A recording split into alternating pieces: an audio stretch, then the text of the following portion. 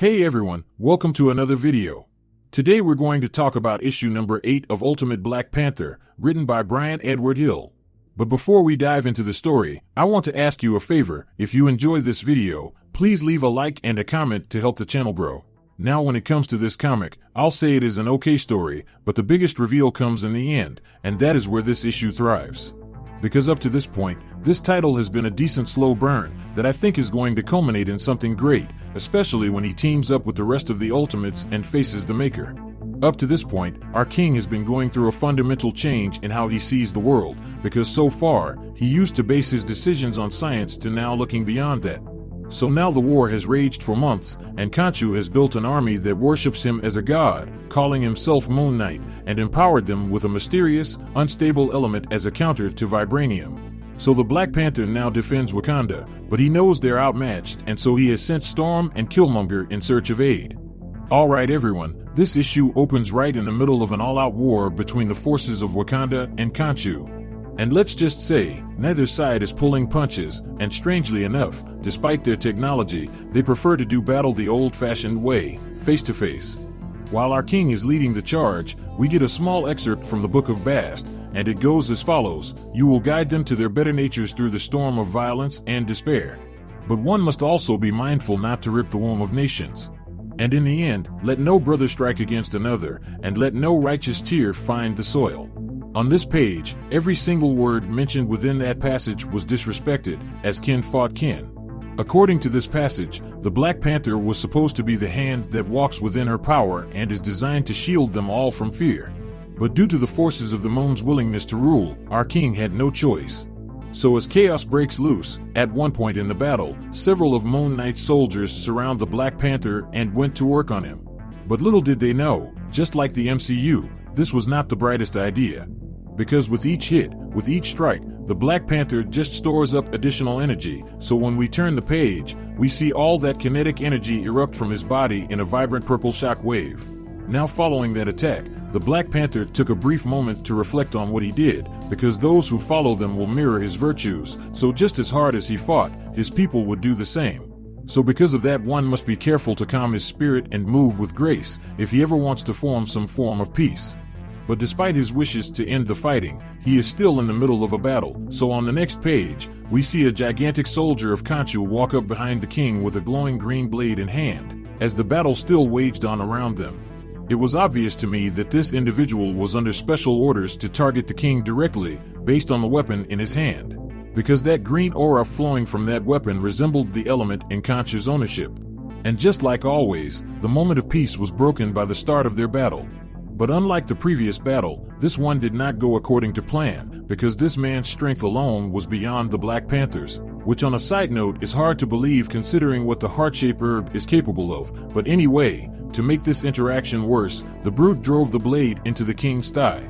And just like everyone, the Black Panther cried out in pain.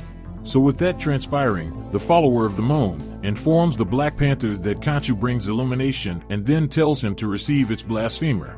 So with the blade in the king's leg, the Black Panther's mind started to break down as the weapon took root. And just like that, within our king's mind, he completely freaks out as his armor fades away, and on the next page, we see just how the mysterious elements came to be in our world.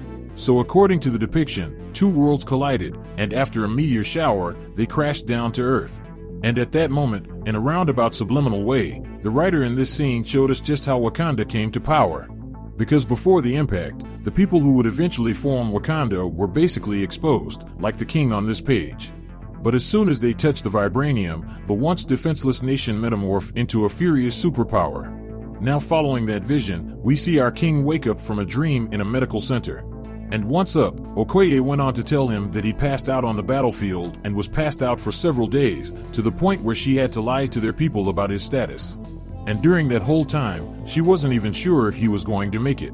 So to the best of Okoye's and the medical staff's knowledge, they believed that Khonshu may have coated the blade in poison, which led to his visions and coma. But our king quickly shot down that idea and asked for a cup of water. Now as Okoye was pouring it, she brought up how she needed him to talk to his sister, because while he was out cold, she had been marshaling up their forces to conduct an all-out attack on Ra and Khonshu in his name. And a word of a queen can only go so far. As he stood up from his bed, he told Okoye two things. The first was that his sister would want to argue, and he is in no mood to argue. And second, that he could feel something calling to him. And when she asks what, he simply tells her that, referring to the blade that was driven into his leg. Because he could feel it as if it could breathe. Because since this all went down, he could feel it all. For their technology, the vibranium sings to him. Now this made no sense to Okoye whatsoever. So to dive deeper, the king tells her to pick up the blade and hold it and stretch out her arms. And like a good queen, she does as her king commands and asks what now, and in some Star Wars Force ability type way, the Black Panther closes his eyes and calls for it. And suddenly the blade flew out of Okoye's hand and landed in the Black Panther's. Now this right here threw her off, because she stated that he willed the blade to him, to which he corrected her by saying, no, he just asked for it. And then he went on to say, they have built a kingdom on a power they do not understand, and until they truly understand vibranium, Khonshu has the advantage. Following that, he tells his queen to tell no one of this, and as for himself, he needs to be alone. Now following this, we jump over to Eastern Europe with Killmonger and Storm on the hunt for someone who is both mystic and scientist, as explained back in issue number 7. But anyway, while the two is hunting, they are giving this man a rough day, because this man is a magic user, a weak magic user, but a magic user nonetheless. And the reason why they are hurting him and not trying to convince him to go with them is because they need someone else that is stronger. Someone like the Sorcerer Supreme, but in order to get to that person, they will have a lot more killing to do. And with that said, this issue of Ultimate Black Panther comes to an end. Now when it comes to the Ultimate Black Panther storyline, I could respect the slow burn. When I look at this story, it reminds me of when I was reading novels, and each chapter moved the plot forward but at a slower rate than a comic. Because usually in a comic, the writer has to grab the reader's attention immediately, but in a novel, the writer could let the story build while focusing on the characters as a whole. And I think that's why I like the Ultimate storyline, because each title embodies a different kind of novel. X-Men is taking the manga route, Black Panther is taking the novel route, and Spider-Man and the Ultimate are taking the traditional comic route. So with that said, in the end, this title works better when you read it as a whole series versus an individual issue. So with that out there, if you want to stay in the loop about any individual storyline, then how about you hop over to the playlist section down below or in the link cards above to get all caught up on the Ultimate Universe. So with that established, I hope you enjoyed this video, and please don't forget to leave a like and a comment if you want to see more videos like this. Thank you for watching, and I'll see you in the next review.